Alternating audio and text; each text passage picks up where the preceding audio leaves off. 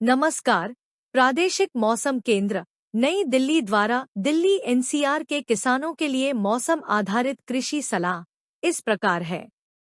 दिल्ली में 19 आसमान में आमतौर पर बादल छाए रहेंगे। दोपहर बाद शाम के समय अनेक स्थानों पर बहुत हल्की से हल्की वर्षा गरज के साथ बौछार के 1 या 2 दौर तथा कहीं कहीं पर मध्यम वर्षा हो सकती है।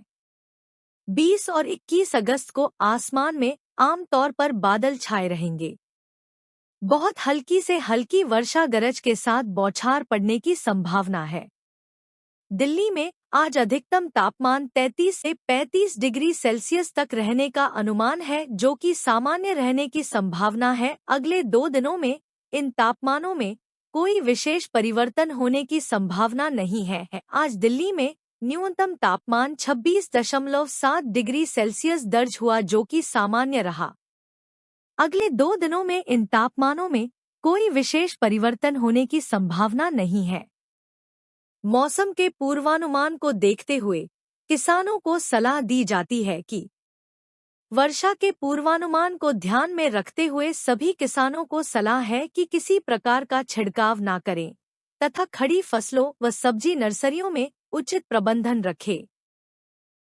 इस मौसम में धान की फसल को नष्ट करने वाली ब्राउन प्लांट होपर का आक्रमण आरंभ हो सकता है। अतः किसान खेत के अंदर जाकर पौध के निचली भाग के स्थान पर मच्छरनुमा कीट का निरीक्षण करें। इस समय धान की फसल मुख्यतः वानस्पतिक वृद्धि की स्थिति में है। इस मौसम में किसानों को सलाह है कि स्वीट कॉर्न, माधुरी, विन ऑरेंज तथा बेबी कॉर्न HM4 की बुवाई मेड़ों पर करें।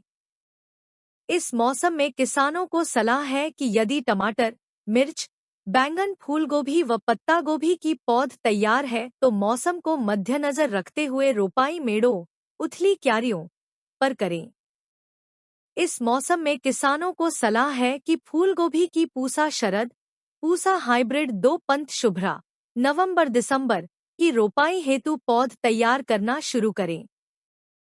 खरीफ प्याज की तैयार पौध की रोपाई मेड़ों, उथली क्यारियों पर करें। किसानों को सलाह है कि इस समय सरसों, सागपूसा साग 1, मूली वर्षा की रानी, समर लौंग, लौंग चेतकी, पालक आल ग्रीन तथा धनियापंत हरितमा या संकर किस्मों की बुवाई मेड़ों, उथली क्यारियों पर करें। कद्दूवर्गीय सब्जियों को ऊपर चढ़ाने की व्यवस्था करें ताकि वर्षा से सब्जियों की लताओं को गलने से बचाया जा सके। कद्दूवर्गीय एवं अन्य सब्जियों में मधुमक्खियों का बड़ा योगदान है, क्योंकि वे परागण में सहायता करती है। इसलिए जितना संभव हो मधुमक्खियों के पालन को बढ़ावा दें। कीटों की रोकथाम के लिए प्रकाश प्रपंच, लाइट ट्रैप का भी इस्तेमाल कर सकते हैं। कृपया लाइक, शेयर और सब्सक्राइब करें। धन्यवाद।